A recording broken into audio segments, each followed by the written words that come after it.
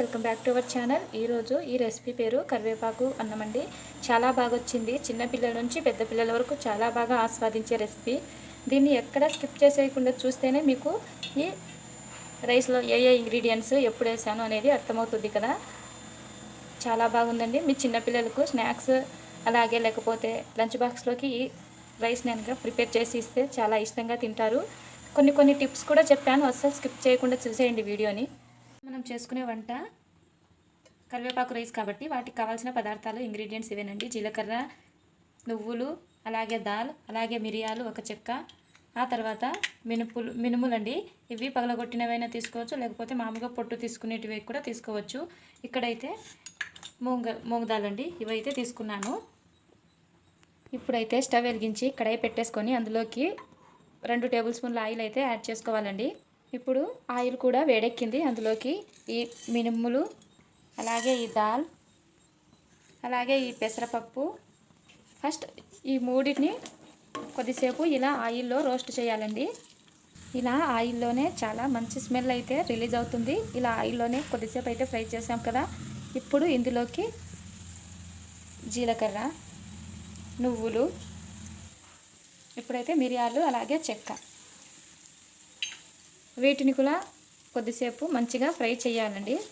ఇలా ఫ్రై చేస్తున్నప్పుడు వీటిలోని ఆ ఫ్రాగ్రెన్స్ అంటే ఆ మంచి సువాసన అనేది బయటికి వచ్చేంత వరకు మనం ఇలా ఆయిల్లో ఫ్రై చేస్తూ ఉండాలి, దోరగా వేపుకోవాలి. ఇప్పుడు మెయిన్ ఇంగ్రీడియంట్ అండి, నీట్గా వాష్ చేసి ఆరబెట్టుకున్న కరివేపాకును అయితే దీంట్లోకి యాడ్ చేసుకుందాం. ఇదిగోండి, ఇలాగా కరివేపాకు కొంచెం ఇలా క్రంచీగా వస్తే సరిపోతుంది. ఇప్పుడైతే స్టవ్ కట్టేద్దాం. ఇక్కడ ఒక విషయం చెప్పదలుచుకున్నానండి. మీకు కావాలి అనుకుంటే కరివేపాకును ఇంకా చాలా ఎక్కువగానే వేసుకోవచ్చు. అలాగే దీన్నంతా ఇప్పుడు పేస్ట్ అయితే చేసుకుందాం, అంటే మిక్సీ జార్లో వేసి గ్రైండ్ చేసుకుందాం. ఇలా గ్రైండ్ చేసుకున్న పేస్ట్ని కూడా మనము చాలా రోజులైతే నిల్వ చేసుకోవచ్చు. ఒక 2 to 3 days వరకు నిల్వ చేసుకోవచ్చు. ఎందుకంటే దీంట్లో వాటర్ అనేవి ఏది యాడ్ చేయలేదు కదా, అందుకనేసి. ఇప్పుడైతే దీన్ని గ్రైండ్ చేసుకుందాం. ఇందులోకే నీట్గా కడిగి పెట్టుకున్న చింతపండుని కూడా యాడ్ చేస్తున్నాను. అలాగే దీంట్లోనే కొంచెం ఉప్పు కూడా యాడ్ చేసుకుందాం. ఉప్పు యాడ్ చేసుకున్న తర్వాత మిరియాలు అయితే యాడ్ చేసాం కదా కారానికి. ఇంకొంచెం మనకు స్పైసీ కావాలి అనుకుంటే ఇంకొంచెం కారం అనేది యాడ్ చేసుకోండి. ఆ తర్వాత ఇందులోకి ధనియాల పొడి అనేది కంపల్సరీ ఉండాలి. అప్పుడు గ్రైన్స్ వేసేటప్పుడే ధనియాలు ఉంటే ధనియాలని కూడా మంచిగా ఫ్రై చేసి అలా వేసేయచ్చు. నా దగ్గర ధనియాల పొడి ఉంది కాబట్టి, ఇది కూడాను రోస్ట్ చేసిందే కాబట్టి ఇలానే పొడి అయితే యాడ్ చేస్తున్నాను. ఇప్పుడైతే మిక్సీ పట్టేద్దాం. మిక్సీ అయితే పట్టేసుకున్నానండి. ఇక్కడ ఈ పేస్ట్ అనేది నేనైతే ఇక్కడ కొంచెం లైట్గా కచ్చాపచ్చాగా ఉండేటట్టు అయితే గ్రైండ్ చేసుకున్నాను. దీన్ని మెత్తగా కూడా గ్రైండ్ చేసుకోవచ్చు, అది మీ ఇష్టం అండి. ఎందుకంటే ఇప్పుడు నాకు కొంచెం కచ్చాపచ్చాగా ఉంటేనే అన్నీ నోటికి తగులుతూ ఉంటాయి కాబట్టి బాగా ఇష్టం అనేసి నేను ఇలా ప్రిపేర్ అయితే చేసేసాను దీన్ని.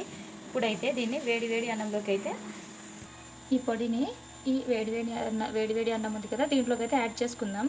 కాకపోతే ఒక్కొక్కసారి రైస్ కొందరికైతే మరీ మెత్తగా అయిపోతుంది కదా, అటువంటిప్పుడు ఇందులోకి వేడిగా ఉన్నప్పుడు మనం ఇట్లా ప్లేట్లో వేసుకుంటాం కదా, అప్పుడైతే కొంచెం ఆయిల్ అలాగే కొంచెం సాల్ట్ వేసేసి ఇంకొకసారి నీట్గా రైస్ని కలిపేసుకోండి.